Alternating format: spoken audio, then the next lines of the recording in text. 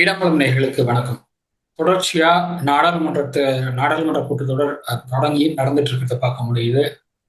எதிர்க்கட்சிகள் எதிர்ப்பு தெரிவிச்சிட்டு இருக்காங்க பல்வேறு விஷயங்கள் தொடர்பா. குறிப்பா வந்து டெல்லியில காக்ரோச் ஜனதா பார்ட்டியுடைய மாணவர்கள் அமைப்பு, அந்த அமைப்பை சேர்ந்த நிர்வாகிகள், அந்த அமைப்பினர்லாம் வந்து தொடர்ச்சியா உண்ணாவிரத போராட்டம் நடத்தி நேற்று வந்து நாடாளுமன்றத்தை நோக்கி பேரணி செல்லும்போது அவங்க டெல்லி காவல்துறையினரால தடியடி நடத்தப்பட்டு கடுமையா தாக்கப்பட்டிருக்கிறதெல்லாம் பார்க்க முடியுது. ஒரு வீடியோ நான் பார்த்தேன். அதுல வந்து அந்த சம்பவத்தை வந்து ரெக்கார்ட் பண்றதுக்காக வந்திருக்கிற ஒரு செய்தியாளரை கடுமையா தாக்கியிருக்காங்க காவல்துறை. அவருடைய தலையில வந்து ரத்தம் கொட்டுது. அந்த அளவுக்கு வந்து கடுமையான தாக்குதல் இருக்க பார்க்க முடியுது. இன்னொரு வீடியோ அந்த அமைப்பை சேர்ந்தவருக்கு வந்து கடுமையான தாக்குதல் இருக்கு. அவருடைய உடம்பு ஃபுல்லா ரத்தமா இருக்கிறதெல்லாம் பார்க்க முடியுது. அவர் ஹாஸ்பிட்டல் அட்மிட் பண்ணியிருக்காங்க. கம்ப்ளீட்டா முகத்துல இருந்து உடம்பு ஃபுல்லா ரத்தம் இருக்கிறத பார்க்க முடியுது. ஸோ இத்தகைய தாக்குதல்கள்லாம் வந்து கண்டிச்சு நாடாளுமன்றத்துல எதிர்க்கட்சிகள் கடுமையான முழக்கம் எழுப்பிட்டு இருக்காங்க. அதனால நாடாளுமன்றம் முடங்கி இருக்கிறத பார்க்க முடியுது.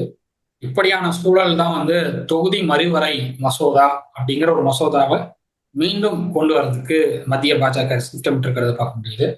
இந்த முறை இந்த மசோதாவை ஆதரிக்கலாமா அல்லது வெளியிடம் பண்ணி இந்த மசோதாவுக்கு மறைமுக ஆதரவு தெரிவிக்கலாமா அப்படிங்கிற ஒரு ஒரு முடிவு எடுக்கக்கூடிய நிலையில திமுக இருக்கு அப்படிங்கிற ஒரு செய்தி தொடர்ச்சியா இருந்துட்டு வர பார்க்க முடியுது. 2 நாட்களுக்கு முன்பு தொடர்பா திமுகவினுடைய செய்தி தொடர்பாளர் இருக்கக்கூடிய பாரதி அவர்கள்ட்ட கேள்வி கேட்கும்போது நாங்க வைத்த கோரிக்கைகள் எல்லாம் அவங்க வந்து ஏற்றுக்கிட்டாங்க. அதனால எங்களுக்கு வந்து இதை எதிர்க்க வேண்டிய அவசியம் இல்லை. இந்த மசோதாவை நாங்க வந்து முழுமையாலாம் எதிர்க்கல. இந்த மசோதாவை நாங்க எதிர்க்கிறோம் நாங்க எங்க சொன்னோம் அப்படின்னு ஒரு கேள்வி எழுப்பியிருந்தார். சோ இதற்கு முன்னாடி திமுக இந்த மசோதாவை எதிர்க்கிறோம் அப்படிங்கிற அந்த ஒரு நிலைப்பாட்டில இருந்து இப்ப கொஞ்சம் மாற்றம் அந்த அந்த நிலைப்பாட்டில் ஒரு மாற்றம் வந்திருக்கு அப்படிங்கிறத பார்க்க முடியாது. திடீர் மாற்றத்திற்கு என்ன காரணம்? பாஜகவோட கூட்டணி அமைக்க போகிறதா திமுக? அதிமுகவுடைய நிலைப்பாடு என்ன? இதுதான் வந்து நம்ம இன்னைக்கு பேச போறோம். நான் உங்க ஹரிஷ், நம்ம கூட அதெல்லாம் பேசுறதுக்காக பிரியாவோட வந்திருக்காங்க. வணக்கம். வணக்கம் ஹரிஷ்.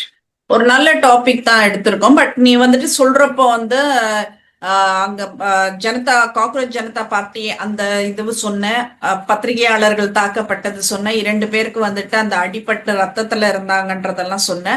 இந்த நிலைமையில வந்துட்டு இங்க நாடாளுமன்றத்துல இந்த மாதிரி ஒரு பில் இது பண்ணணும் அப்படின்னு சொல்லிட்டுன்னா அவங்க முயற்சி பண்றாங்கன்னுட்டு சொல்றேன். இது ஒரு பக்கம் இருக்கட்டும்.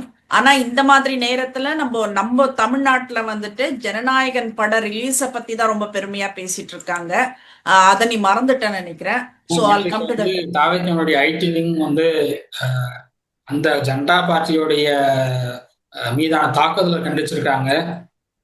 இதை வந்து வன்முறை கண்டனம் சொல்லியிருக்காங்க. ஐடி விங் தான் சொல்ல முடியும். அதிமுக ஐடி விங் தான் கண்டனம் தெரிவிப்பாங்க. இப்பயும் திமுகவில் ஐடி விங் தான் கண்டனம் தெரிவிப்பாங்க. ஐடி விங் தான் திமுக எல்லாருமே தெரிவிக்கிறாங்க. எனக்கு ஸ்டார்ட் பண்ணி வைக்கிறது ஐடி விங் தான். அதுக்கப்புறமா தான் வந்து தலைவருடைய கருத்து தெரிவிப்பாங்க. எப்பயுமே வந்து டிஆர்பி ராஜா கிட்ட இருந்து ஃபர்ஸ்ட் ரெஸ்பான்ஸ் வரும். டிஆர்பி ராஜா சொன்னதுக்கு அப்புறமா தான் மற்ற கருத்துக்கள். இல்ல, எனக்கு இதுல ஆர்கியூ பண்றதுக்கு இல்ல. ஏன்னா வந்துட்டு ஐடி விங்க விட வந்துட்டு நிறைய பேரு தன்னார்வலர்கள்னுட்டும் திமுகல நிறைய பேர் இருக்காங்க. அவங்க முதல் குரல் கொடுத்துடுறாங்க. அதுக்கப்புறம் தான் ஐடி விங்கே கொடுக்க ஆரம்பிக்கிறாங்கன்றதுதான். Okay, fine. இன்னைக்கு வந்துட்டு இந்திய ஜனநாயகத்தோட எதிர்காலத்தையும் மாநிலங்களின் உரிமைகளையும் தீர்மானிக்க போகும் இந்த முக்கியமான தலைப்பை பத்தி தான் நம்ம பேசுறோம். தொகுதி மறுவரை, அந்த டீலிமிட்டேஷன் பத்தி தான் நம்ம பேசுறோம்.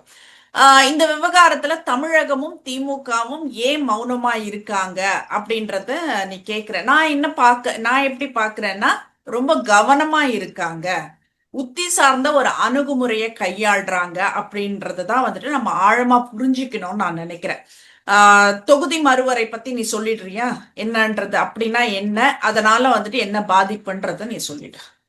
தொகுதி மறுவரை அப்படிங்கிறது உங்களுக்கு வந்து எப்படி சொல்றது, அது ஒரு தொகுதியை வந்து குறிப்பிட்ட அளவு பிரித்து பாப்புலேஷனுக்கு ஏற்றபடி அதை வந்து பிரிப்பாங்க. ஸோ இந்த தொகுதி மறுவரை வந்து இதற்கு முன்னாடி நடந்திருக்கு. காங்கிரஸ் ஆட்சி காலத்தில் நடந்திருக்கு.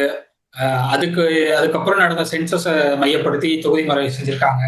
அதுக்கப்புறம் டீலிமிட்டேஷன் வந்து 2009 நாடாளுமன்ற தேர்தல் அப்போ டீலிமிட்டேஷன் பண்ணி தொகுதிகள் வந்து மறுசீரமைப்பு பண்ணாங்க. அதை பேஸ் பண்ணி தான் பல சட்டமன்ற தொகுதிகள் வந்து நமக்கு வந்து மாறுச்சு. உதாரணத்துக்கு சொல்லணும்னா தஞ்சாவூர் மாவட்டத்தில் சில 1-2 தொகுதிகள் வந்து ஒரே தொகுதியா மாற்றம் அடைஞ்சதை பார்க்க முடிஞ்சது. ஸோ அந்த மாதிரி வந்து மருங்காபுரியெல்லாம் அப்படிதான் வந்து மாறுச்சு. மருங்காபுரி தொகுதி அந்த மாதிரியான தொகுதிகள்லாம் அது மாதிரிலாம் மாறுச்சு.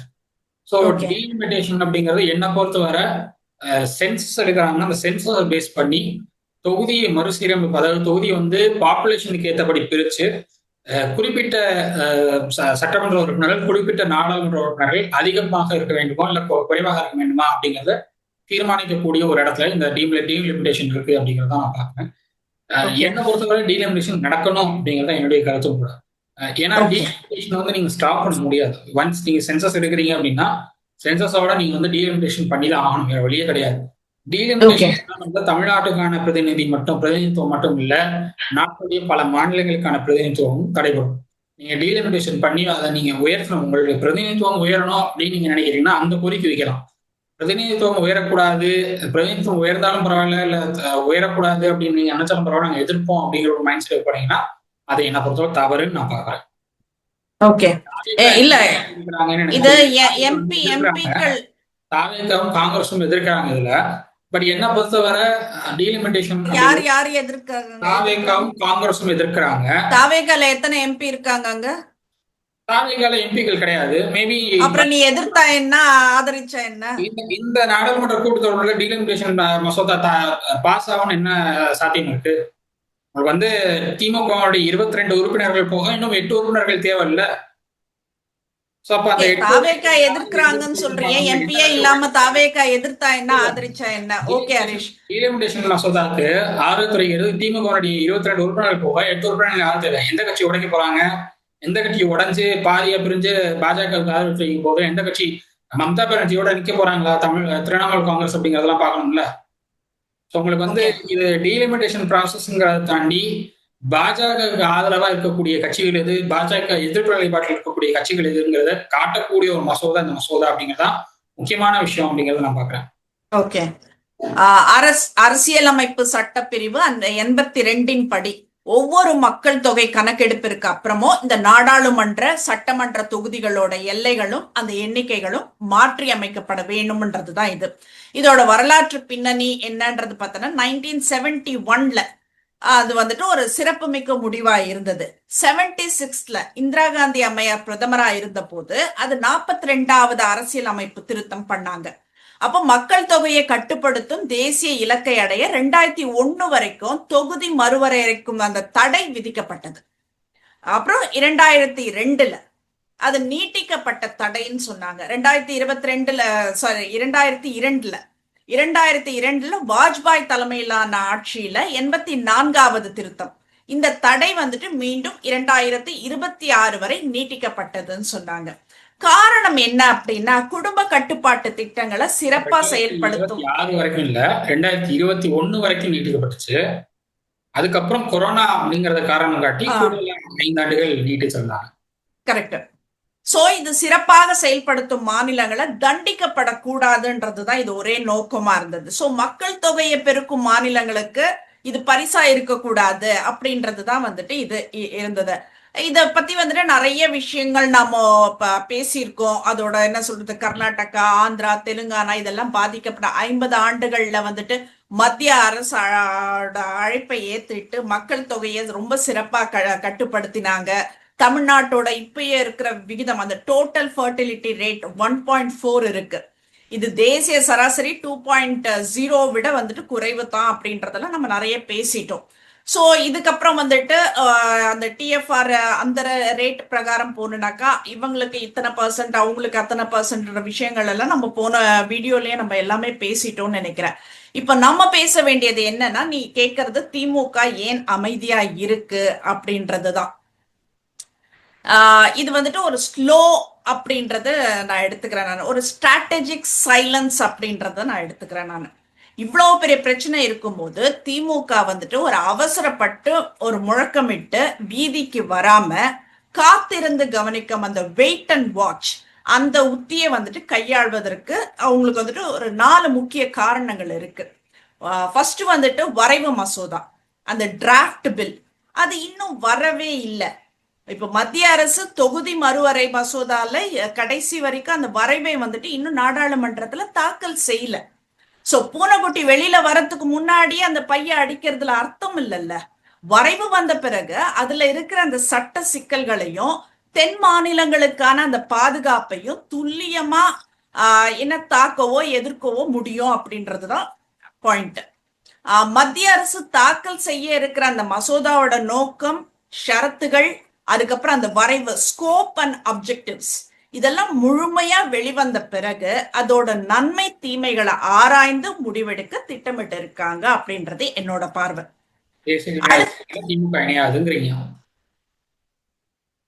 நாங்க வாட்ச் பண்ணிட்டு இணையறது இணையாதது அப்புறமா சொல்றாங்க அப்படின்னு சொல்றேன் நானு. அடுத்தது வந்துட்டு மத்திய அமைச்சரவையில அங்க வைப்பாங்க எப்படி எப்படி ஆட்சியில் இருந்தப்போ மத்திய அமைச்சர்கள் அங்கம் வைத்த மாதிரி மத்திய அமைச்சரவையில அங்கம் வைக்க போறாங்கன்னு சொல்றீங்க. ஓகே, நம்ம இந்த பாயிண்ட் வரைக்கும் பார்க்கலாம். அடுத்தது தொகுதி மறுவரை செய்யப்படும் போது இந்த குடும்ப கட்டுப்பாடு திட்டங்களை ரொம்ப சிறப்பா செயல்படுத்திய தென் மாநிலங்கள், இப்ப குறிப்பா வந்துட்டு தமிழ்நாடு தான் ஃபர்ஸ்ட் பிளேஸ்ல இருக்குது. தங்களது மக்களவை தொகுதிகளோட பிரதிநிதித்துவத்தை இழக்க கூடாது. எல்லா மாநிலங்களுக்கும் சம விகிதாச்சார அடிப்படையில அந்த ப்ரொபோர்ஷனல் ரெப்ரசன்டேஷன், அந்த தொகுதி உயர்வு அளிக்கப்பட்டால், இப்ப நீ கேக்குற இதுக்கு பதில் சொல்றேன், அந்த மாதிரி ஒரு ரெப்ரசன்டேஷன் தொகுதி உயர்வு அளிக்கப்பட்டால், இல்லைன்னா தென் மாநிலங்களோட பங்களிப்பு பாதிக்கப்படாமல் இருந்தால் மட்டுமே அதை ஆதரிக்கலாம் அப்படின்றது, அதை குறித்து வந்துட்டு யோசிக்க முடியும் அப்படின்றது கட்சியோட முக்கிய கருத்து. அடுத்தது வந்துட்டு மகளிர் இடஒதுக்கீடு, அந்த சட்ட சிக்கல், உமன்ஸ் ரிசர்வேஷன் லிங்க், 2023 கொண்டு வரப்பட்ட இந்த மகளிர் இடஒதுக்கீட்டு சட்டம் தொகுதி மறுவரைக்கு அப்புறம் அமலாகும் அப்படின்னு தான் சொல்லப்படுது. சோ திமுக தொகுதி மறுவரையை தொடக்கத்திலேயே முழுமையா எதிர்த்தா இந்த திமுக மகளிர் இடஒதுக்கீட்டை எதிர்க்குது அப்படின்ற தவறான ஒரு பிரச்சாரத்தை ஆளும் கட்சி செய்யக்கூடும். மகளிர் இடஒதுக்கீடு மசோதா கொண்டு வரப்பட்ட போதே திமுக எதிர்த்துதான குரல் எழுப்பினாங்க நாடாளுமன்றத்துல. அப்போ மகளிர் இடஒதுக்கீடு மசோதா ஏன் வருதுன்னு கேள்வி கேட்டாங்க நாடாளுமன்றத்துல. முதல்ல டீலிமிட்டேஷன் பில்லை கொண்டு வாங்க, அதை கொண்டு பாஸ் பண்ணுங்க, அதுல என்ன ஷரத்துகள் இருக்குன்னு பார்ப்போம், அதுக்கப்புறம் நீங்க மகளிர் ஒதுக்கீடு மசோதா சொல்ற ஷரத்துகள் என்ன இருக்குன்னு பார்த்துட்டு தான் செய்ய போறோம்ன்றது. இப்ப நான் என் பாயிண்ட் ஆஃப் வியூ தான் சொல்லிட்டு இருக்கேன். மகளிர் இடஒதுக்கீடு மசோதாவை எதுக்கு அன்னைக்கு எதிர்த்தாங்க திமுக? காங்கிரஸோட அதனால நாங்க எதிர்ப்போம். நீ காங்கிரஸ் இல்ல, அந்த பாயிண்ட் இருக்கு என்கிட்ட. நான் ஒன் பை ஒன் சொல்றேன், உன் கேள்விக்கு எல்லாத்துக்குமே பதில் வந்துடும். எதிரிக்கு எதிரி நண்பன், அதனால பாஜக எதிரி நீ காங்கிரஸ், அதனால நாங்க பாஜகவோட கிடையாது. இது வந்துட்டு என்ன சொல்றது, அந்த நெருக்கடி எல்லாம் இப்ப கிடையாதுன்றதுதான் நாங்க சொல்ல வரோம். நான் ஃபர்ஸ்ட் முடிச்சிடுறேன். நான் இடி இருக்கு, செந்தில் பாலாஜி மேல வழக்கு இருக்கு. செந்தில் பாலாஜி கைது செய்யப்பட்டு திகார் சிறைக்கு, தினகரன் மாதிரி திகார் சிறைக்கு அனுப்பப்பட்டாருன்னா ஃபர்ஸ்ட் ஃபேமிலியில இருந்து எவ்வளவு கோடி போகுங்கிறது மத்தியில இருக்கிறவங்களுக்கு தெரியும். அந்த கோடிகளை முடக்கினா இங்க ஃபர்ஸ்ட் ஃபேமிலி எவ்வளவு சஃபர் ஆவாங்க அப்படிங்கறதும் அவங்களுக்கு தெரியும். அதெல்லாம் பார்த்துதானே அவங்களும் பண்றாங்க, டெல்லியில இருக்கிறவங்க பண்றாங்க. அப்ப இது ஒரு அண்டர்ஸ்டாண்டிங்கோட தானே நடந்துட்டு இருக்கு. என்ன சொல்றது, என்ன சொல்றது, டாபிக் தாண்டி போயிட்டு இருக்கோம். நான் ஃபர்ஸ்ட் இத முடிச்சிடுறேனே. இல்ல I'll just complete this. பாஜகவோட போயிட்டு இருக்காங்க, ஒரு அண்டர்ஸ்டாண்டிங்கோட போயிட்டு இருக்காங்க. பாஜக திமுக கூட்டணி வந்தா எப்படி நீங்க எம்ஜிஆருடைய ஆட்சியை காங்கிரஸை பயன்படுத்தி 1980 கலைத்தாங்களோ அது மாதிரி தாவேக அரசை கலைக்க மாட்டாங்கிறதுக்கு என்ன நிச்சயம்? தாவேக அரசை நீங்க கலைச்சிங்கன்னா எம்ஜிஆர் மாதிரி மீண்டும் விஜய் வரமாட்டாருங்கிறதுக்கு என்ன நிச்சயம்? 1980 விஜயும் பதில் இல்ல. நீ கேள்வி கேட்கிற, you have to let me some time to give reply. இப்ப நீ கேள்வி கேட்டதுக்கு நான் பதில் சொல்றேன். எம்ஜிஆர் அவர்களும் விஜய் அவர்களும் ஒண்ணு இல்ல அப்படின்றதுதான் நான் சொல்றேன். சோ நான் இந்த ஃபர்ஸ்ட் நான் என் பாயிண்ட முடிச்சுக்கிறேன். எம்ஜிஆரும் கருணாநிதியும் கூட தான் ஒண்ணும் இல்லைன்னு நம்ம பாக்குறது. ஆனா கருணாநிதி என்ன சொன்னாரு, எம்ஜிஆர் என்னுடைய நண்பர், நீங்க என்கிட்ட ஆட்சியை கொடுங்க, எம்ஜிஆர் திரும்பி வந்ததும் நான் திருப்பி கொடுக்குறேன். மக்கள் நம்பவே இல்லையே. அதாவது உங்களுக்கு மத்தியில இருக்கிற காங்கிரஸா இருந்தாலும் சரி, பாஜக இருந்தாலும் சரி, கூட்டணி அமைச்சு அவங்களுடைய மத்திய அமைச்சரோட இடம் வாங்கிட்டு இங்க இருக்கிற இப்ப இருக்கிற மக்கள், இப்ப இன்ஸ்டா உலகத்துல வாழ்ற மக்களை கம்பேரே பண்ண முடியாது. நாங்க அன்னைக்கு ஒரு ஓட்டு இவ்வளவு என்ன சொல்ல, விலை மதிப்பில்லாத ஒரு ஓட்டு அப்படின்ற மாதிரி ஒரு விஷயமும் பார்த்து செய்தது. இன்னைக்கு வந்துட்டு விசிலுக்கு ஓட்ட போட்டுட்டு இன்னைக்கு ஒரு EB கார்டை வச்சுட்டு தெரு தெருவா அலைஞ்சிட்டு இருக்கிற நிறைய மகளிரை நாங்க பாக்குறோம். So first let me finish this Harish.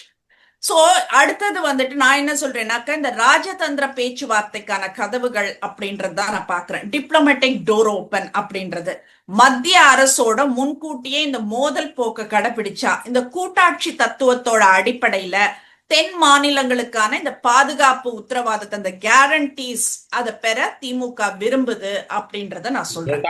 AIADMK பண்ணாங்க. ஆட்சியில் இருக்கும்போது பாஜகவோட நெருங்கிய உறவுல இருந்தாங்க. மாநிலத்துக்கு தேவையான அத்தனை திட்டங்களையும் கொண்டு வந்தாங்க. 11 மெடிக்கல் காலேஜ் போனதால எடப்பாடி சாதிக்க நம்மளப்பா. அதிமுக வந்து பாஜகவுடைய அடிமை கட்சி, பாஜகவுடைய அடிமை கட்சின்னு சொல்லி இருந்தாங்க. இன்னைக்கு திமுக அதே அதிமுக பாஜகவின் அடிமை கட்சின்னு சொன்னா ஏத்துக்குவாங்களா? இல்ல நீங்க இல்லப்போ பாஜகவோட சமரசம் பண்ண வேண்டிய அவசியம் இல்ல. ஆனா பாஜகவோட நாங்க எந்தவித பிரச்சனையும் செஞ்சு கூட விரும்பல அப்படின்னா அதுக்கு அதான் அர்த்தம். அப்படி கிடையாது. இப்ப நீங்க வந்து அதிமுக வந்து பாஜகவோட கூட்டணியில இருந்து இதெல்லாம் பண்ணீங்க அப்படின்றப்ப வந்துட்டு அடிமைன்னு சொல்றதுக்கு நிறைய பாசிபிலிட்டிஸ் இருக்கு. இவங்க கூட்டணியில கிடையாது. இவங்க சொல்றதெல்லாம் கேட்க வேண்டிய அவசியமும் கிடையாது. இப்ப யோசிச்சு இவங்க ஒரு முடிவு எடுக்கிறாங்க அப்படின்னா அதுக்கு அடிமைத்தனம் எல்லாம் வந்துட்டு நம்ம பிராண்ட் பண்ண முடியாது. மக்கள் மேல வந்து மக்கள் மேல ஒரு அபிமானம் கொண்ட, மக்கள் மேல அக்கறை கொண்டவர்களா இருந்திருந்தா இது எப்ப எடுத்திருக்கணும்னா ஆட்சியில் இருந்தபோது எடுத்திருக்கணும். மத்திய அரசோட இணக்கமா இருந்தா மாநிலத்துக்கான திட்டங்களை வந்து ஈஸியா கொண்டு வர முடியும் அப்படிங்கிற ஒரு நிலைப்பாடு எடுத்து பயணிச்சிருக்கணும். ஆனா மாநில இங்க ஆட்சியில இருக்கும்போது மத்திய அரசு வந்து தேவையில்லாத அரசுன்னு சொன்னது, மத்திய அரசு வந்து ஒன்றிய, இதுவரைக்கும் மத்திய அரசு சொல்லியிருந்தவங்க திடீர்னு ஆட்சிக்கு வந்த உடனே ஒன்றிய அரசுன்னு மாத்தினாங்க. இதே வந்து வாஜ்பாய் பீரியட்ல வந்து கவர்மெண்ட் நீங்க வந்து அவங்க மத்தியில ஆட்சியில இருந்தப்போ மத்திய அரசுன்னு தான் சொல்லிட்டு இருந்தாங்க. திடீர்னு அது ஒன்றிய அரசுன்னு மாறினதுக்கான காரணம் என்ன அப்படின்னா காங்கிரஸ் எங்க கூட இருந்தது, அதனால நாங்க ஒன்றிய அரசுன்னு சொன்னோம். இப்ப காங்கிரஸ் எங்க கூட இல்ல, அதனால நாங்க மத்திய அரசு, நாங்க மறுபடியும் மத்திய அரசுன்னு சொல்றது கூட எங்களுக்கு பாசிபிலிட்டி இருக்குன்னு பயணிக்கிறாங்க. Okay fine, what's wrong in தட்னு கேக்குறேன் நான். ஆட்சியில இருக்கும்போது செய்யாத இப்ப என்ன செய்ய போறாங்க? ஆட்சியில வந்துட்டு எங்கனால என்ன செய்ய முடியுமோ அதை செய்தோம் அப்படின்னு சொல்றாங்க. இப்ப வந்துட்டு இவங்க ஆட்சி கிடையாது. சோ எதிர்கட்சியா என்ன செய்ய வேண்டுமோ அதுதான் செய்யறாங்கன்னு சொல்றாங்க. என்ன இப்ப இதுல தப்பு இருக்குன்னு கேக்குறேன் நான். ஆட்சியில இருக்கும்போது என்ன செஞ்சாங்கன்னு பாக்கணும்ல. எடப்பாடி பழனிசாமி மாதிரி 11 மருத்துவ கல்வி கொண்டு வந்தாங்களா? இல்ல எடப்பாடி பழனிசாமி மாதிரி தேவைக்கு ஏற்ப நிதிகளை வாங்கினாங்களா மத்தியில இருந்து? ஒண்ணுமே கிடையாது.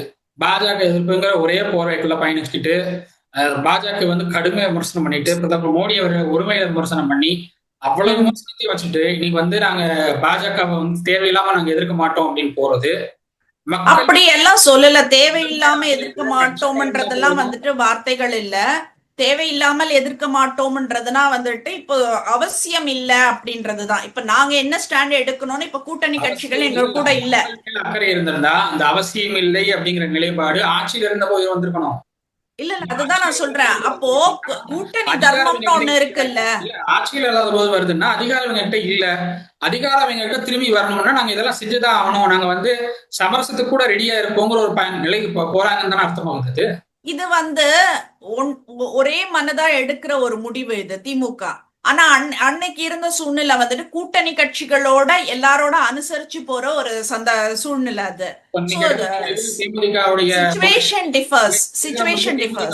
பிரேமலதா விஜயகாந்துக்கு அவங்களுக்கு தெரியும் அந்த நிலைப்பாடு திமுக எடுக்குதுங்கிறது. இல்ல எல்கே சுதீஷ் அவர்களுக்கு இந்த நிலைப்பாடுல வந்து பிரச்சனை இல்லையா? நிலைப்பாடே எடுக்கலையா? அதுக்குள்ளேயே அவசரப்படுறீங்க. இப்பதான் வந்து அவங்க அரசு பரதி தெளிவா ஆக்சுவலி நீ இந்த டாபிக் எடுத்ததே வந்துட்டு ஏன் மௌனம்ன்றதுதான். இன்னும் முடிவை யாருமே எடுக்கல. முடிவு எடுக்கிறப்ப அவங்க சொல்லிப்பாங்க. தெளிவா சொல்றாங்க நாங்க வந்து டீலிமிட்டேஷன் மசோதாவை நாங்க எதிர்க்கவே இல்லைங்கிற. ஆனா நாடாளுமன்றத்துல கடந்த நாடாளுமன்ற கூட்டத்தொடர்ல நாட்டை நாசமாக்கும் மசோதான்னு சொன்னது இதே திமுகவினர் தான். இதே திமுகவினர் தான் டீலிமிட்டேஷன் மசோதா நாட்டை நாசமாக்கும் மசோதா, நாட்டை துண்டாட நினைக்கும் மசோதா அப்படின்னாங்க. ஸ்டாலின் அவர்கள் அறிக்கை கொடுத்தாரு, நாட்டை துண்டாட நினைக்கிறது பாஜகன்னாரு. மசோதாவை திடீர்னு நாங்க வந்து எதிர்க்கல, நாங்க எதிர்க்கவே இல்லைன்னு சொல்றது நிலைப்பாடு மாற்றம் இல்லையா? இல்ல நான் என்ன தெரியுமா கேக்குறேன், ஒண்ணு நீ பேசணும்னா நீ மட்டுமே பேசிக்கோ. நீ அட்லீஸ்ட் இப்போ யோர் கொஸ்டினிங் மீ சம்திங்னாக்கா let me reply for that. அந்த ரிப்ளை நீ கேட்காம நீ அடுத்தடுத்த கொஸ்டின் போயிட்டே இருக்கிறனே. What I am trying to say is kindly நிலைப்பாடு மாற்றத்தை நிலைப்பாடு மாற்றம் தான் நான் சொல்லிட்டேன். நான் அன்னைக்கு கூட்டணி கட்சிகள் கூட்டணியோட ஆதரவுல இருந்ததுனால அவங்களுக்கும் சேர்த்து வந்துட்டு நம்ம பேச வேண்டியிருக்கு. இன்னைக்கு கூட்டணி கிடையாது, ஆட்சியும் கிடையாது. அப்படி இருக்கும் போது தன்னிச்சையா ஒரு முடிவு எடுக்க போறாங்க. ஆனா இன்னும் முடிவு எடுக்கல. இல்ல பிரேமலதா அவர்களுக்கு இதுல உடன்பாடு இருக்கா? எல்.கே. சுதீஷ் அவர்களுக்கு இதுல உடன்பாடு இருக்கா? என்ன முடிவு எடுத்தாங்கன்னு உடன்பாடு இருக்கணும். இப்ப என்ன முடிவு எடுத்துட்டாங்க? மாட்டிக்கிறோங்கிறதுல உடன்பாடு வரணும்ல. That was not an official statement at all. அப்ப ஆர்.எஸ். பாரதி அபிஷியலா இந்த ஸ்டேட்மெண்ட் கொடுக்கறவர் கிடையாது திமுகல. ஆர்.எஸ். பாரதி டம்மியா இருக்காருன்னு சொல்றீங்களா? அப்படியெல்லாம் நாங்க சொல்லல. ஆர்.எஸ். பாரதி அவர்கள் பேசுற மாதிரி வந்துட்டு யாரும் பேசுறதுக்கு ஆள் இல்லைன்றதுதான் நாங்க சொல்றோம். That was not officially mentioned. இப்ப அபிஷியலி மென்ஷன் பண்றது வந்துட்டு எல்லாரையும் இப்ப இன்னும் முடிவே எடுக்கல. ஏன் மௌனம் காத்துட்டு இருக்காங்கன்றதுதான் கேள்வியே. Today's discussion is regarding why silence, அவ்வளவுதான். எதிர்த்தாங்க, கடுமையா எதிர்த்தாங்க. இந்த நாடாளுமன்ற கூட்டத்தொடர்ல அப்படி கடுமையா எதிர்க்க வேண்டிய நிலை எங்களுக்கு இல்ல. நாங்க மசோதாவை எதிர்க்கவே இல்லைங்கிறார் ஆர்.எஸ். பாரதி. மசோதாவை எதிர்த்துட்டு மசோதாவை எதிர்க்கவே இல்லைன்னு சொல்றது நிலைப்பாடு மாற்றம் இல்லையான்னு கேக்குறேன் நான். அந்த நிலைப்பாடு மாற்றம் மற்ற கூட்டணி கட்சியினருக்கு கேட்டிருக்காங்களா? நான் இவ்வளவு நேரம் நான் பேசுறது நீ கேட்கவே இல்லைன்னு தான் அர்த்தம். when you blindly giving a statement, நான் சொல்லிட்டேன். நானு இத அவங்க இன்னும் முடிவே எடுக்கல, வாட்ச் பண்ணிட்டு இருக்காங்க, அவ்வளவுதான்றத நான் சொல்றேன். மசோதாவை எதிர்க்கலன்னு சொல்றாரா? எந்த முடிவும் எடுக்கலன்னு சொல்றேன் நானு. அதுக்கான ஒரு டைமிங் எனக்கு கொடுக்கல நீ. ஆக்சுவலி நான் இன்னொன்னு முடிக்கவே இல்லை. என்னோட ஸ்டேட்மெண்ட்டே நான் முடிக்கல ஹரேஷ். தெரியல. இல்ல இல்ல இல்ல இல்ல இன்னைக்கு இந்த டாபிக் இது வந்துட்டு ரொம்ப தவறான பாதையில போயிட்டு இருக்கு. நான் ஏன் சொல்றேன்னா, you're not letting me to talk. You're not letting me to talk. Delimitation சம்பந்தப்பட்ட மசோதா குறித்து ஆர்.எஸ். பாரதி சொன்ன பிரஸ் மீட், அந்த பிரஸ் மீட்ல அவர் சொன்னதை வச்சு தான் நான் சொல்றேன். ஆர்.எஸ். பாரதி என்ன சொல்றாரு, இதற்கு முன்னாடி நாங்க மசோதாவை எதிர்த்தோம், இன்னைக்கு நாங்க வைத்த கோரிக்கையை பாஜக ஏற்கிறது, அதனால நாங்க வந்து எதிர்க்கணுங்கிற அவசியம் எங்களுக்கு இல்ல அப்படின்னு வராரு. அவசியம் இல்லன்னு சொன்னாரே தவிர நாங்க எதிர்க்க போறது இல்லன்னு திட்டவட்டமா சொன்னாரா? அவர் எதிர்க்க போறோங்கிறது சொல்லல. அவர் வந்து என்ன சொல்றாரு, இதற்கு முன்னாடி ஆதரிக்க போறோம்னு சொல்லல, எதிர்க்க போறோம்னு சொல்லல. எதுக்காக எதிர்க்கணும்னு ஒரு கொஸ்டின் சொன்னாரு. உங்களுக்கு ஒரு ஃபுல் ஸ்டாப்புக்கோ இல்ல உங்களுக்கு எல்லாம் ஒரு ஃபுல் ஸ்டாப்க்கு ஒரு எக்ஸ்கிளமேட்டரி மார்க் ஒரு கொஸ்டின் மார்க்குக்கு வித்தியாசம் தெரியாம நீங்க பண்றீங்க அப்படின்றதுதான். தயவு செய்து கிராமர் படிங்கன்றதுதான் நான் சொல்றேன். கமா போட்டு சொல்றாரு, கமா போட்டு இதற்கு முன்னாடி எதிர்க்கல அப்படிங்கறாரு. put a full stop. He didn't put a full stop over there. அதுதான் மெயின். அங்க கமா போட்டுட்டோம் பரவாயில்ல. there are so many commas. நாங்க மசோதா எதிர்க்கல அப்படின்னா அதுக்கு என்ன அர்த்தம்னு கேக்குறேன் நான். there are so many commas. நீ எவ்வளவு கமா வேணா போட்டுக்கலாம். நீ அண்ட் போட்டுட்டு நீ ஃபுல் ஸ்டாப் வச்சனா தான் அந்த மேட்டருக்கு நீ வரணும். நீ நம்ம இப்ப என்ன பேசுறோம் Harish, actually the topic is ஏன் மௌனம்ன்றது தான் பேசுறோம். அவங்க எந்த முடிவும் எடுக்கல. I'm explaining அவங்க ஏன் I'm explaining their silence. I'm explaining their silence. Please excuse me. I'm explaining their silence. You're not ready to hear at all. அதுதான் முக்கியமான விஷயம். நான் ஒரே ஒரு கேள்வி தான் கேட்கிறேன். முடிவெடுக்காம ஆர்.எஸ். பாரதியால திமுக நிலைப்பாட்டை ஒரு பத்திரிகையாளர் சந்திப்புல சொல்ல முடியுமா? இப்ப நான் கூட தான் சொல்றேன், இது ஒண்ணு கட்சி தலைமையோட இது முடிவு கிடையாது. நான் பேசுறதெல்லாம் திமுக நடவடிக்கை எடுக்குமா? இப்ப என் மேல எடுக்குவாங்களா?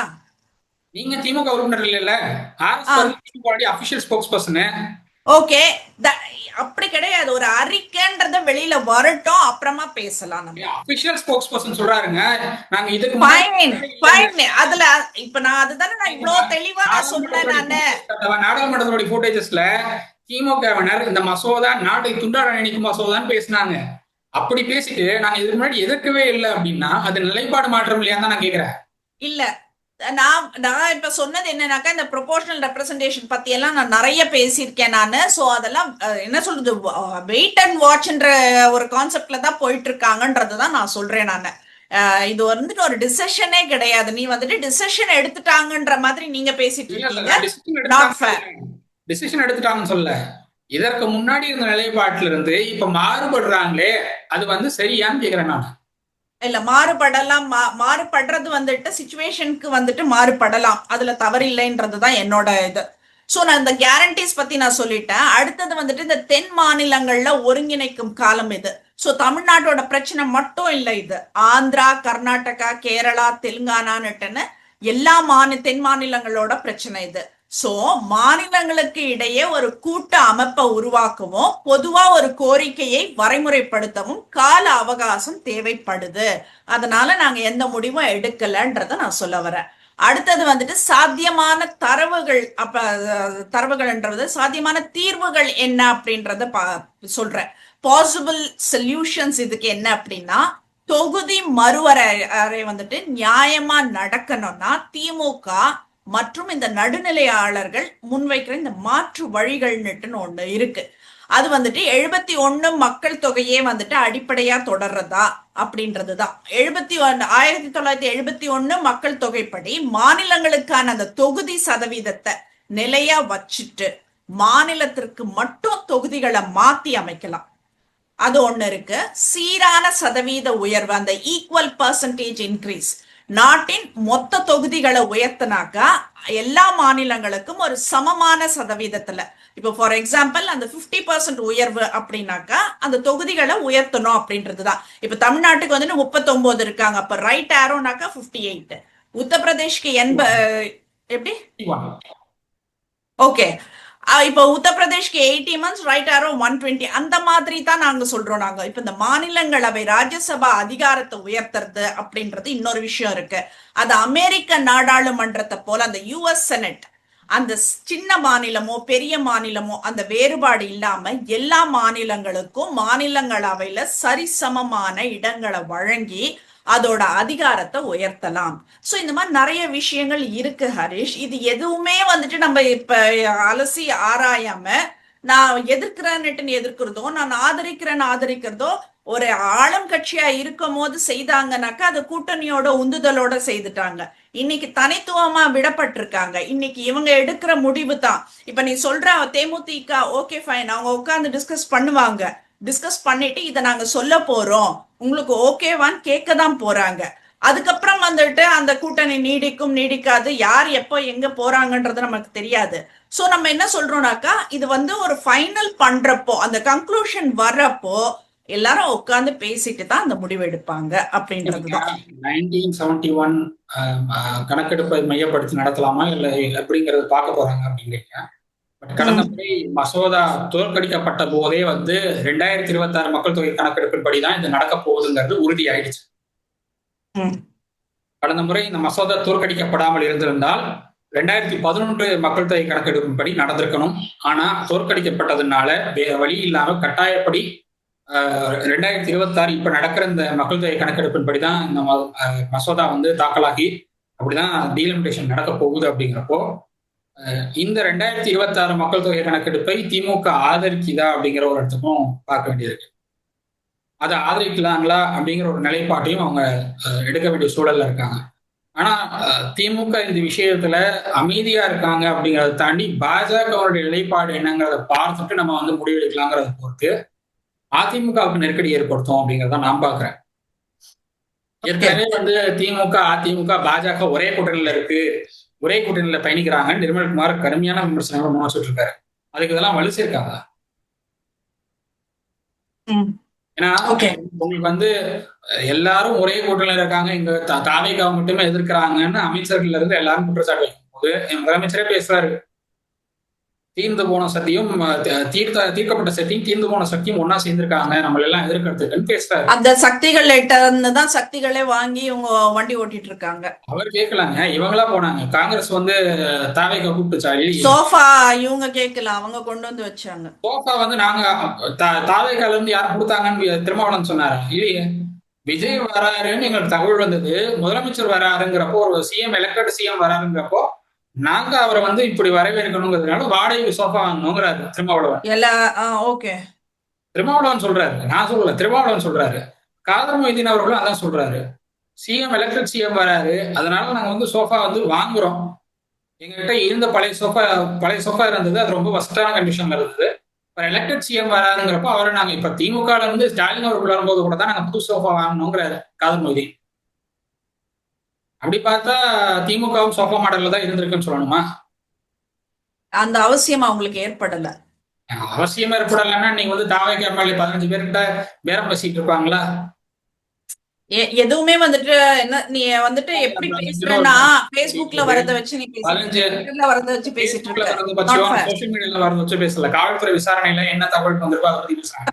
விசாரணை முடிச்சிட்டு வரட்டும் அவங்க. ப்ராஜெக்ட வந்து செயல்படுத்தி மேகாலயாவுக்கும் தமிழ்நாடுக்கும் என்ன சம்பந்தம்னு எனக்கு இன்னும் புரியல. எதுக்கு அந்த ப்ராஜெக்ட் அந்த ப்ராஜெக்ட்டுக்கு மேகாலயா ப்ராஜெக்ட்னு பேர் வச்சிருக்காங்கன்னு எனக்கு இன்னும் புரியல. மேகாலயா எங்கேயோ இருக்கு, தமிழ்நாடு எங்கேயோ இருக்கு. மேகாலயா ப்ராஜெக்ட்னு இதுக்கு பேர் வச்சுக்கிட்டு 15 தேவை கேபினெட் பேசியிருக்காங்கன்னு எனக்கு இன்னும் புரியல. 10 ஆடியோ சிக்கியிருக்கு இப்போ வரைக்கும் காவல்துறையிட்ட. 10 ஆடியோஸ்ல திமுக தரப்புல இன்னும் நெருக்கடி போட்டாங்கன்னா 2 ஆடியோ, முக்கியமான 2 ஆடியோ ரிலீஸ் பண்ண போறாங்க காவல்துறை. அதுல ஒரு ஓகே. அமைச்சர் பேசியிருக்காராம். இல்ல வெளியிடட்டும்ன்றேன் நான். First let them come out அப்படின்றேன் நான். ஆடியோ ரிலீஸ் பண்ணா திமுக பெரிய சிக்கலுங்க.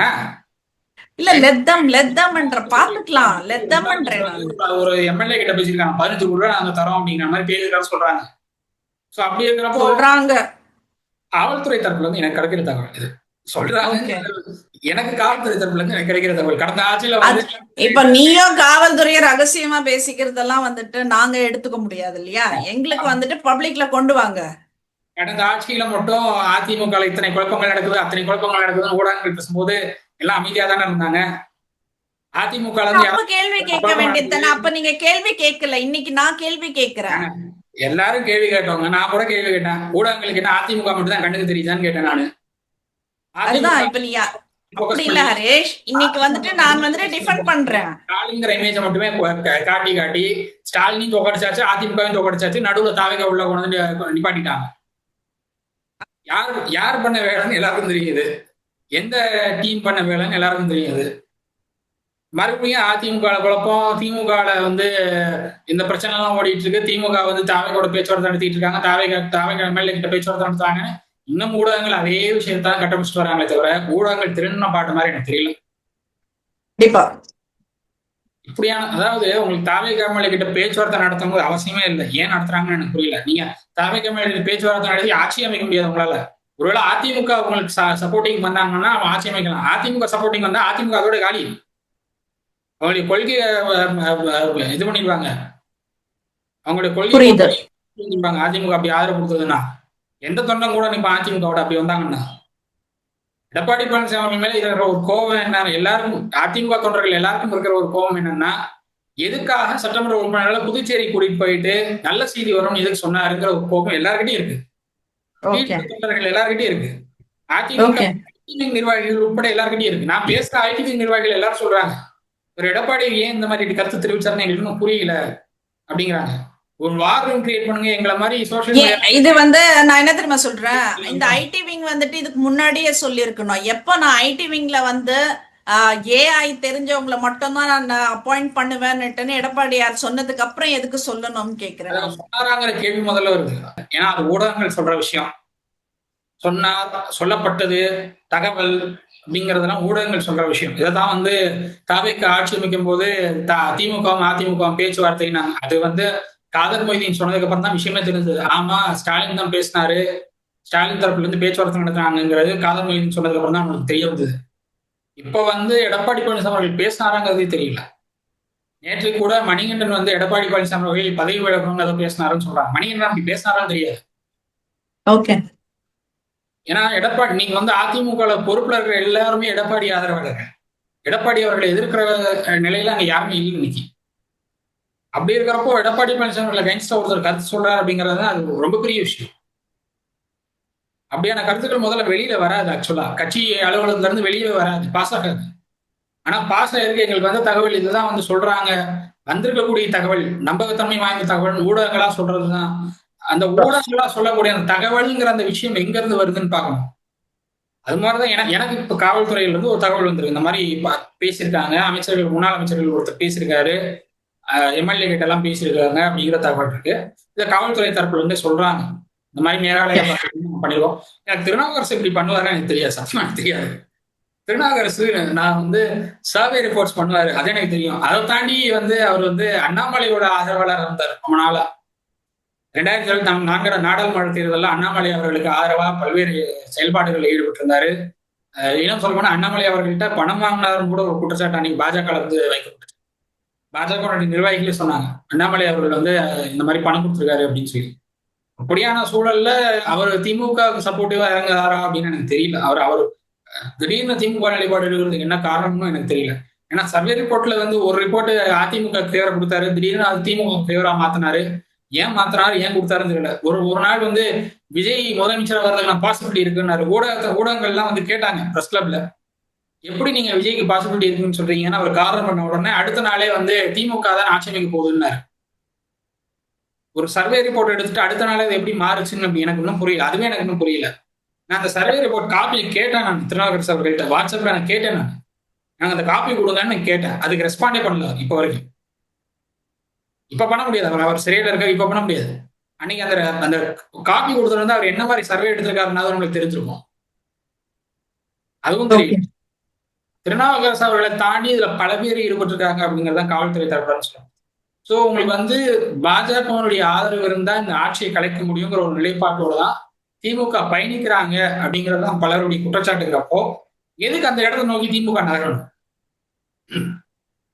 இதுக்கு முன்னாடி எதிர்ப்பு நிலைப்பாட்டிலே இருந்தப்போ அதே நிலைப்பாட்டை அப்படியே கொண்டு போக வேண்டியது. எதுக்கு அந்த அந்த நிலைப்பாட்டோட மாறணுங்கிற கேள்வி வரும்ல.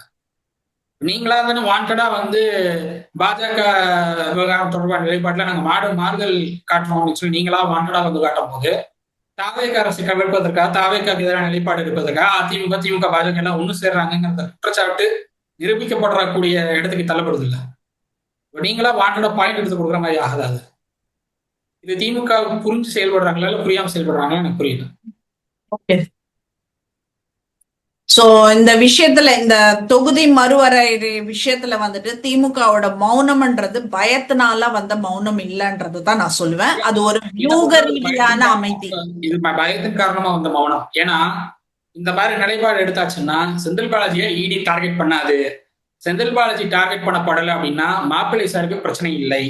மாப்பிள்ளை சாருக்கு பிரச்சனை இல்லைன்னா ஆட்சிக்கு வந்த உடனே மாப்பிள்ளை சார் தொடங்கின பல்வேறு நிறுவனங்கள், ஆட்சிக்கு வந்த 6 மாதத்திலேயே 6ல இருந்து 7 நிறுவனங்கள் தொடங்கினார். அந்த 6 நிறுவனங்களுக்கு பிரச்சனை இல்லை. அதை தாண்டி தேர்தலுக்கு 300 கோடி ரூபாய் மேல செலவு பண்ணியிருக்காங்க. அதுக்கு கணக்கு காட்ட வேண்டிய அவசியம் இல்லை. ஃபர்ஸ்ட் ஃபேமிலிக்கு எந்த விதமான பாதிப்பும் இல்லை. வழக்கம் போல அமித்ஷா கிட்ட இருந்து கனிமொழி அவர்களுக்கும் மற்ற திமுக நாடாளுமன்ற உறுப்பினர்களுக்கும் போன்ல வந்து வாழ்த்துக்கள் வரும், பிறந்தநாள் வாழ்த்துக்கள் வரும், எல்லா விதமான விசேஷங்களுக்கும் வாழ்த்துக்கள். திருமாவளவனுக்கு வந்த மாதிரி திருமாவளவன் வந்து சொல்றாரு, எங்களுக்கு வாழ்த்து கொடுத்துட்டாங்க அப்படிங்கிறாரு. அவருக்கு தெரிஞ்சு வாழ்த்து கொடுத்தாங்களா, திமுக கூட்டணியில இருக்காருன்னு தெரிஞ்சு வாழ்த்து கொடுத்தாங்களா, இல்ல தாவேக கூட்டணியில இருக்குன்னு தெரிஞ்சு வாழ்த்து கொடுத்தாங்களான்னு தெரியல. அது அமித்ஷாவுடைய கவனக்குறைவுன்னு நினைக்கிறேன் நான். ஏன்னா தாவேக வந்து பாஜக எதிர்ப்பு நிலைப்பாட்டில் பயணிக்கிறாங்க அவங்க. பாசிசம் பாயாசம்னு பயணிக்கிறாங்க அவங்க. அப்படிப்பட்ட தாவேக்கோட கூட்டணியில இருக்கிறவங்களுக்கு திருமாவளவன் அவர்களுக்கு அமித்ஷா வலை வீசுறார் அப்படின்னா நிச்சயமா அதை திமுக சொல்லிதான் செய்யறாரு அப்படின்னு தான் நான் பாக்குறேன். ஓகே. சோ என்னோட பாயிண்ட் என்னன்னாக்கா, இந்த மௌனம்ன்றது பயத்தினால அந்த மௌனம் இல்லை, இது ஒரு வியூக ரீதியான அமைதி அப்படின்றத நான் பாக்குறேன். ஸ்ட்ராட்டஜிக் சைலன்ஸ் அப்படின்றது தான் பாக்குறேன். சோ மாநில உரிமை போராட்டத்துல உணர்ச்சியை விட இந்த உத்தியே தான் வெல்லும் அப்படின்றதுக்காக தான் இது எடுக்கப்பட்டிருக்கு. தமிழ்நாட்டோட உரிமைக்கும் பிரதிநிதித்துவத்திற்கும் ஒரு சிறு பங்கம் வந்தாலும் அதை தட்டி கேட்கும் முதல் குரலா தமிழகம், அதுவும் திமுக இருக்கும்ன்றதுல மாற்று கருத்து இல்லை. பல்வேறு உரிமைகளை விட்டுக் கொடுத்த கட்சி திமுக. நீங்க என்னத்த உரிமையை பாதுகாக்க போறீங்க? நான் முடிச்சிட்டேன். நீங்க உரிமையை விட்டு கொடுத்தாச்சு. மீனவர்கள் பாதிக்கப்பட்டு இருக்காங்க, அன்னையில இருந்து இன்னைக்கு வரைக்கும் பாதிக்கப்பட்டு இருக்காங்க. இன்னைக்கு கட்சத்தையை மீட்க முடியுமான்னு எனக்கு தெரியல. சரி, ஜெயலலிதா அவர்கள் தான் வந்து உச்சநீதிமன்றம் வரைக்கும் போய் போராடிட்டு இருந்தாங்க. அந்த வழக்கு இருக்கு, இன்னைக்கும் இருக்கு. அந்த வழக்கு அப்படியே தான் இருக்கு.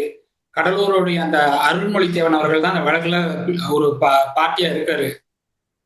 ஒருவேளை அதிமுக அந்த வழக்கை வந்து துரிதப்படுத்தி கொண்டு போவான்னு நினைச்சா வாய்ப்பு இருக்கு. இல்ல அதிமுகவும் வந்து எங்களுக்கு இதுல பிரச்சனை இல்லைன்னு போனாங்க அப்படின்னா எனக்கு அது எப்படி போகும் அப்படின்னு எனக்கு தெரியல. அது மாதிரி பல்வேறு விவகாரங்கள்ல மாநில உரிமைகள் விட்டுக் கொடுக்கப்பட்டிருக்கு, இல்லைன்னா சொல்ல முடியாது. நீங்க வந்து உங்களுடைய குடும்ப உறுப்பினர் வந்து உடல்நிலை சரியில்லாத காரணத்தினால் அவர் வந்து மத்திய அமைச்சர் பதவியில நீடிக்க கூடாதுன்னு சொல்லும் போது மாநில உரிமையை விட்டு கொடுத்து அவருடைய மத்திய அமைச்சர் பதவியை காப்பாற்றினது திமுக. மாறன் அவர்கள் தொடர்ச்சியா அவருடைய கடைசி நிமிடம் வரை மத்திய அமைச்சராக தான் இருந்தார். ஏன் இருந்தாரு, என்ன மாநில உரிமை விட்டுக் கொடுக்கப்பட்டதுங்கிறது மாறன் சகோதரர்களுக்கு நல்லா தெரியும். 2G வழக்குன்னா அந்த 2G வழக்கு தொடர்பான விவகாரங்களை வெளிக்கொண்டு வந்ததே பாஜக தான். ஆசீர்வாதம் ஆச்சாரி அவர்கள் தான் அதை வெளிக்கொண்டு வந்தாரு. கம்ப்ளீட்டா அந்த விஷயத்துல வந்து திமுக ஊழல் பண்ணிருக்குன்னு சொன்னதே பாஜக தான். அதை வந்து சில ஜெயலலிதா அவர்கள் சட்டமன்ற தேர்தலில் பயன்படுத்திக்கிட்டாங்க. நீங்க அந்த 2G வழக்குல எல்லாருமே விடுவிக்கப்பட்டுட்டாங்க. அப்ப நீங்க வச்ச குற்றச்சாட்டுல உங்களால நிரூபிக்க முடியல அப்படின்னா இது எந்த வகையான சமரசம்னு பார்க்கணுங்க. ஓகே. அரசியல்ல இதெல்லாம் சாதாரணமா பண்ற மாதிரி செஞ்சுட்டு தான் நாங்க முடியும். வந்து திமுகவை எதிர்க்கிறோம், நாங்க வந்து பாஜக எதிர்க்கிறோம், திமுகவும் பாஜகவும் நாடகம் போட்டுட்டு இருக்கு. இதுக்கு நடுவுல வந்து ஏமாந்து நிற்கிறது அதிமுக மட்டும்தான். அதிமுக வந்து அவங்களுக்கு இது தொடர்ச்சியா ஏமாற்றம் அடைய வேண்டிய நிலைக்கு அவங்க தள்ளப்பட்டுக்கிட்டே இருக்காங்க. இது எடப்பாடி பழனிசாமி அவர்களுக்கு தெரிஞ்சு நடக்குதான்னு தெரியல. எடப்பாடி பழனிசாமி அவர்கள் தாவேகாவோட பேச்சுவார்த்தை நடத்தினாரு, இல்லன்னு மறுக்க முடியாது. தாவேகாவோட தேர்தலுக்கு முன்னாடி பேச்சுவார்த்தை நடத்தினாரு. ஆனா பாஜகவோட போனாதான் நாங்கள் எல்லாம் ஜெயிக்க முடியும்னு கோவையை சேர்ந்த ஒரு முக்கிய பிரமுகர் பாஜகவோட போயே தீரணும்னு பிரச்சனை பண்ணிட்டு இருந்தார். அதே பிரமுகர் தான் வந்து தாவேகா ஆட்சி அமைத்தவுடன் தாவேகா அரசுக்கு ஆதரவு தெரிவிப்போன்னு போனார். அது யாருன்னு எனக்கும் தெரியும், உங்களுக்கும் தெரியும், எல்லாருக்கும் தெரியும். எடப்பாடி பழனிசாமி அவர்கள் இன்னைக்கு அவரை தான் வந்து ஒரு முக்கிய பொறுப்பு கொடுத்து உட்கார வச்சிருக்காரு. தனக்கு அடுத்த பொறுப்புல உட்கார வச்சிருக்காரு. அதாவது கட்சிக்கு துரோகம் செய்தவர்கள் எல்லாம் வந்து கூட வச்சுக்கிட்டு நீங்க கட்சியை வளரணும்னா எப்படி வளரும் கட்சி? எடப்பாடி பழனிசாமி அவர்களுடைய ஸ்ட்ராட்டஜி என்ன எனக்கு இன்னும் புரியல. இப்போ திமுக ஒருவேளை என்டிஏக்குள்ள போய் சேர்ந்துச்சுன்னா ரொம்ப சஃபர் ஆக போகுது அதிமுக தான். கண்டிப்பா.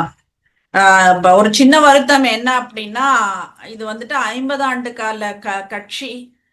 எனக்கு அப்புறமும் வந்துட்டு 100 ஆண்டு காலம் இது வாழும் அப்படின்ற ஒரு நம்பிக்கையில நிலைப்பாட்டுல பயணிச்சிருந்தா இருந்திருக்கும். இல்ல இல்ல இல்ல இல்ல அவங்க வந்துட்டு ஒரு எதிர்பார்ப்போட ஒரு சொன்னாங்க. செல்வி ஜெயலலிதா அவர்களின் நிலைப்பாடு மத்தியில இருக்கிற பாஜகவுக்கோ இல்ல காங்கிரஸுக்கோ அடிபணிந்து போகக்கூடாது. அதே மாதிரி மாநில பிரச்சனைகள் நம்மளுடைய குரலையும் விட்டுக் கொடுக்க கூடாதுன்னு செயல்பட்டாங்க செல்வி ஜெயலலிதா அவர்கள். ஆனா அதே நிலைப்பாடு தான் சசிகலா எடுத்தாங்க. டிமானிட்டைசேஷன் விவகாரத்துல எதிர்கட்சிகள் எல்லாம் வந்து சேர்ந்து போராடும் போது நம்மளுடைய நாடாளுமன்ற உறுப்பினர்களும் அவங்களோட சேர்ந்து போராடணும், நடைபயணம் போகணும்னு சொல்லி உத்தரவு போட்டாங்க. பாஜகவுக்கு மிக நெருக்கமாக கருதப்பட்ட மைத்ரேயன் அவர்கள் கூட அந்த போராட்டத்தில் கலந்துக்கிட்டாரு. தம்பிதுரை அவர்கள் இந்த போராட்டத்தில் கலந்துக்கிட்டாரு. காங்கிரஸ் உறுப்பினர்களோட திமுகவோட சேர்ந்து அந்த நடைபயணம் போனாங்க நாடாளுமன்ற வளாகத்துல. ஓகே. அப்படியான நிலைப்பாடு எடுத்து சசிகலாவும் உங்களுக்கு வேணான்ட்டீங்க நீங்க. தினகரன் ராகுல் காந்திக்கு 8 பக்கத்துக்கு கடிதம் எழுதினாருன்னு அவரும் வேணான்ட்டீங்க. நீங்க பாஜகவை நம்பி பாஜகவோட நீங்க பயணிச்சுட்டு இருக்கீங்க. நீங்க பாஜக திமுகவோட பயணிக்கிறதுக்கு ரெடியா இருக்குன்னா அதிமுக நிலைப்பாடு என்னங்கிறது கேள்விக்குரியாது. ஒருவேளை அதிமுக தனித்து விடப்பட்டால் நாடாளுமன்ற தேர்தலில் அதிமுக இன்னும் கீழே போகலாம், அவங்களுடைய வாக்கு இன்னும் குறையலாம். இது அதிமுக புரியாத அதிமுக தலைமைக்கு புரியலையான்னு எனக்கு புரியல. ஆனா அதிமுக இந்த இடத்துல வந்து ஒரு நிலைப்பாடு எடுக்க வேண்டிய கட்டாயத்துக்கு தள்ளப்படுறாங்க. நீங்க பாஜக மட்டும் நீங்க பாஜக இவங்க கூட இருந்திருந்தா இவங்களுடைய எம்எல்ஏக்கள் வந்து தாவேகா பக்கம் மூவ் ஆகிறப்போ இவங்க வைக்கிற கோரிக்கையை ஏற்றுக்கிட்டு உடனடியாக சிபிஐ விசாரணை உத்தரவிடலாம்ல. ஏன் மௌனம் காக்குது பாஜக? நயினார் நாகேந்திரன் தோற்றதற்கு யார் காரணம்னு எல்லாருக்கும் தெரியும். தென் மாவட்ட நிர்வாகிகளை தன் பக்கம் வைத்துக் கொண்டு இவங்களெல்லாம் தோக்கணும் அப்படின்னு சொல்லி பேச்சுவார்த்தை நடத்தி பல கோடி ரூபாய்களை சிலர் கொடுத்தாங்க. ஒருத்தர் கொடுத்தாரு, நீங்க அவர் கட்சியிலே கிடையாது, பாஜக கிடையாது. அவர் மேல பாஜக என்ன நடவடிக்கை எடுத்துச்சு? அவர் தனியா செயல்பட்டு இருக்காரு, அமைப்பு தொடங்கி செயல்பட்டு இருக்காரு. அவர் மேல பாஜக என்ன நடவடிக்கை எடுத்தது? நீங்க போறதுன்னா போய்க்கோங்கிறாங்க அவங்கள. அவங்க மேல நடவடிக்கை எடுக்க மாட்டோங்கிற மைண்ட் செட்ல போறாங்கன்னா அப்ப பாஜக அதிமுகவுடைய கூட்டணி வேணும்னு நினைச்சு யாரையுமே வந்து பாஜக மதிக்கல, பாஜக மத்திய தலைமை மதிக்கல. அவங்க மோடி எப்போ கருணாநிதி அவர்களுக்கு வந்து பார்த்தவரோ அந்த பீரியட் ஆஃப் டைம்ல இருந்து திமுக கூட்டணி அமையாதான் வெயிட் பண்ணிட்டு இருந்தாங்க. சில ஜெயலலிதாவுடைய மறைவு அதிமுக கூட்டணிக்கு அவங்க தள்ளி விட்டுருச்சு, வேற வழி இல்லாம. ஏன்னா சாஃப்ட் இந்துத்துவ ஓட்ஸ் நம்ம ஒன்னாக்குனா ஜெயிக்க முடியும்னு நினைச்சாங்க. பட் வந்து அரித்மேட்டிக்கலி பொலிட்டிக்கலி பார்த்தோம் அப்படின்னா திமுகவோட பயணிச்சுதான் பாஜக வளர்ந்தது. 96ல ஒரு சட்டமன்ற உறுப்பினர், 2001ல வந்து 4 சட்டமன்ற உறுப்பினர்கள் வந்தாங்க. 99ல அவங்களுக்கு வந்து பெரிய வெற்றி கிடைச்சது தமிழ்நாட்டுல.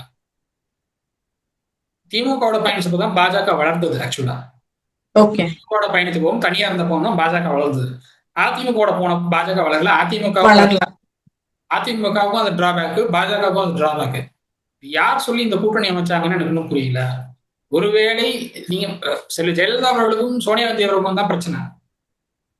செல்வி ஜெயலலிதா அவர்களுக்கும் சோனியா காந்தி அவர்களுக்கும் தான் பிரச்சனை. செல்வி ஜெயலலிதா அவர்களுக்கும் காங்கிரசுடைய மூத்த நிர்வாகிகள் தான் பிரச்சனை. எடப்பாடி பழனிசாமிக்கும் காங்கிரஸுக்கு என்ன பிரச்சனை இருக்கு? காங்கிரசும் அதிமுகவும் கூட்டணி செய்யறதுன்னா அது இயற்கையான கூட்டணி. அப்படியே கூட்டணி அமைக்கிறதுக்கு ஏன் எடப்பாடி பழனிசாமி தயங்கிட்டு இருக்காரு எனக்கு புரியல. ஒரு வாய்ப்பு, நல்ல வாய்ப்பு, இந்தி கூட்டணிக்குள்ள போறதுக்கான ஒரு நல்ல வாய்ப்பு இருக்கு. ரெண்டாவது, இன்னைக்கு டெல்லியில மாணவர்கள் சம்பந்தப்பட்ட பிரச்சனை ஓடிட்டு இருக்கு. மாணவர்களுக்கு எதிரான மனநிலையில பாஜக இருக்காங்க. நாடு முழுவதும் இந்த பிரச்சனை பரவுச்சு அப்படின்னா மாணவர்களுடைய, இளைஞர்களுடைய எதிர்ப்பை பாஜக சம்பாதிக்கும். உத்தரப்பிரதேச தேர்தலில் ஒரு டிராபேக் இருக்கு ஏற்கனவே பாஜகவுக்கு. ஒருவேளை உத்தரப்பிரதேச தேர்தலில் பாஜக தோற்று விட்டால் அடுத்த நாடாளுமன்ற தேர்தலில் பாஜக ஆட்சி அமைக்க முடியாது. அப்படியே காங்கிரஸோட இவங்க அதிமுக போனாங்கன்னா நிச்சயமா ஒரு பாசிபிலிட்டி இருக்கு, அவங்களுக்கு மத்திய அமைச்சரவையில் அங்கம் வைக்கிறது பாசிபிலிட்டியாவது கிடைக்கும். அது இல்லாம நம்ம வந்து தாவேக்க எதிர்ப்பு மனநிலை, தாவேக்கோட காங்கிரஸ் இருக்கு, அதனால காங்கிரஸ் எதிர்ப்பு மனநிலை, பாஜக எங்க கூட தான் இருக்கு, பாஜக நாங்க நம்புறோம், பாஜக மோடி எங்களோட தான் இருக்கான்னு பயணிச்சாங்கன்னா நிச்சயமா சஃபர் ஆக போறது அதிமுக மட்டும்தான். அதிமுகவுக்கு வந்துட்டு ஏதாச்சும் ஒரு விடுவு காலம் மரணம் பண்றதுதான் வந்துட்டு இது. இல்ல, பாஜக இருந்து அதிமுக விடுபடணும், அதுதான் முக்கியமான விஷயம். பாஜகவால தான் அதிமுக இந்த நிலைக்கு தள்ளப்பட்டிருக்கு.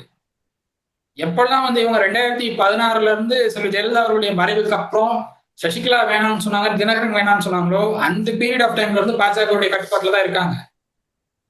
நீங்க பாஜக அடிமை கட்சி, திமுக அதிமுகன்னு தொடர்ச்சியா விமர்சனம் வச்சுட்டு இருக்காங்க. எனக்கு அதுல ஏற்பு இல்லை. பாஜக அடிமை கட்சி இருந்தா பாஜக சொல்லிதான் வந்து மற்ற எல்லா நிர்வாகிகளையும் அவங்க தேர்வு பண்ணக்கூடிய நிலைக்கு வரணும். அப்படி எதுவும் நடக்கிறமா எனக்கு தெரியல. எடப்பாடி பழனிசாமி அவர்கள் தனக்கு பிரச்சனை வருதுன்னா மற்றவர்களை வந்து வெளியில் அனுப்புறது தயங்க மாட்டாருங்கிறது தான் நம்ம பார்த்துட்டு இருக்கோம். ஓபிஎஸ் அவர்கள் அப்படிதான் அனுப்பிட்டாங்க. தன்னுடைய இடத்துக்கு பிரச்சனை வருது, கட்சி செயல்பட முடியாத சூழல் வருது அப்படிங்கிறப்போ ஓபிஎஸ் வேண்டாம்னு ஒரு முடிவெடுத்தா, தைரியமான முடிவு அது. அதை நான் வரவேற்கணும். ஏன்னா ஓபிஎஸ் வந்து ஒரு நிலைப்பாடு எடுக்கக்கூடிய இடத்துல இல்ல அன்னைக்கு. இல்ல, ஒரு ஆசோலேஷன் மைண்ட்ல இந்த பக்கம் போலாமா அந்த பக்கம் போலாமான்னு ஒரு மைண்ட் செட்லயே இருந்தாரு. செங்கோட்டையன் அவர்கள் வந்து பிரச்சனை பண்ணிட்டு இருந்தப்போ செங்கோட்டையன் தாவேக்காக்கு போகலாம்னு ஓபிஎஸ் கேட்டப்போ தாவேக்காவோட திமுக தான் எனக்கு பெட்டர்னாரு ஓபிஎஸ். இதே ஓபிஎஸ் தான் 3 முறை முதலமைச்சராக செல்வி ஜெயலலிதா. எந்த திமுக வந்து தீய சக்தி, எந்த திமுக வந்து கருணாநிதி குடும்பத்தை கடுமையாக விமர்சனம் பண்ணாங்களோ இன்னைக்கு அந்த கருணாநிதி குடும்பத்தோட தான் ஓபிஎஸ் பயணிச்சுட்டு இருக்காரு. அப்போ ஓபிஎஸ் நீக்கினது என்னை பொறுத்தவரை சரியான விஷயம். பட் வந்து அதற்கப்புறம் அதிமுக ஒருங்கிணைக்க வேண்டிய பணிகள் இறங்காம, அதிமுக யாரெல்லாம் உங்களுக்கு அகிஸ்டா இருக்காங்களோ அவங்களெல்லாம் வந்து சரி கட்டாம எல்லாரையும் வெளியில அனுப்பிச்சு எல்லாருக்கும் ஒரு ஆப்ஷன் கொடுத்தா இருப்பாங்க. அதுதான் பெரிய தப்பு. செங்கோட்டையன் வெளியில போனா அவருக்கு வந்து அரசியலே கிடையாதுன்னு நினைச்சாரு. அது ரொம்ப பெரிய தப்பு. 3ஆம் சக்தியா ஒரு கட்சி உருவாகிட்டு இருக்குங்கிறப்போ, அதுவும் விஜய்ங்கிற ஒரு பாப்புலாரிட்டி, ஒரு இமேஜ் இருக்கிற பர்சன் வெளியில வராருங்கிறப்போ எப்படி நீங்க வந்து ஒரு ஆப்ஷனே இல்லாம எல்லாரும் நம்ம எதிர்த்து எல்லாரும் காணாம போயிடுவாங்கன்னு நினைச்சாரு எனக்கு புரியல. அது தவறான ஒரு கணிப்பு நினைக்க கூடாது. நீங்க வந்து வளர்த்து விட்டுட்டாரு, எல்லாரும் எதிர்க்கிற எல்லாரையும் எடப்பாடி பழனிசாமி அவர்கள் தான் வளர்த்து விட்டுட்டாரு. இன்னைக்கு அவர் யாரெல்லாம் வெளியிட்டாரோ அவங்க எல்லாரும் எம்எல்ஏக்கள். செங்கோட்டையன் அமைச்சர் ஆயிட்டாரு, சிடிஆர் நிர்மல்குமார் அமைச்சராயாச்சு. சிடிஆர் நிர்மல்குமாருக்கும் ஐடிவிக்கும் ஏகப்பட்ட பஞ்சாயத்து போயிருக்கு உள்ள. நீங்க சிடிஆர் நிர்மல்குமார் அமைச்சர், இதெல்லாம் நிறைய பேர் இருக்காங்க. நீங்க இன்னைக்கு எம்எல்ஏ பொசிஷன் ரிசைன் பண்ணிட்டு போனவங்க நாளைக்கு ஒருவேளை பை எலெக்ஷன் ஜெயிச்சாங்க அப்படின்னா அவங்களை எத்தனை பேர் அமைச்சர் ஆகுவாங்கன்னு சொல்ல முடியாது. எதிர்க்கிற எல்லாரையும் வந்து நீங்க வந்து உங்க கூட தக்க வைக்கிறதுக்கு பார்க்கணுமே தவிர அவங்க எல்லாம் வெளியில அனுப்பிட்டு இருக்காங்கன்னா அதிமுக நைட்டா வரும். இதை வந்து புரிஞ்சுக்கணும் முதல்ல. இல்ல, இது நம்ம திமுக இந்த அதிமுகவோட நிலைப்பாடு இன்னொரு டாபிக்ல இன்னும் நல்லா பேசினா நல்லா இருக்கும்னு நினைக்கிறேன் நான். ஏன்னா இது தொகுதி மறுவரையை பத்தி நம்ம பேசிட்டு இருக்கோம். ஸோ இதோட மௌனம் ஏன் அப்படின்றத நான் விளக்கமா சொல்லிட்டேன். ஸோ அடுத்த டாபிக் இது அதிமுக சம்பந்தப்பட்டதை எடுத்துட்டு பேசுறதுக்கு இதுவா இருக்கும் அப்படின்றது. வேற ஒரு டாபிக்ல நம்ம வந்து அடுத்த விஷயங்கள் பத்தி பேசலாம். அதுவரை நன்றி. தேங்க்யூ.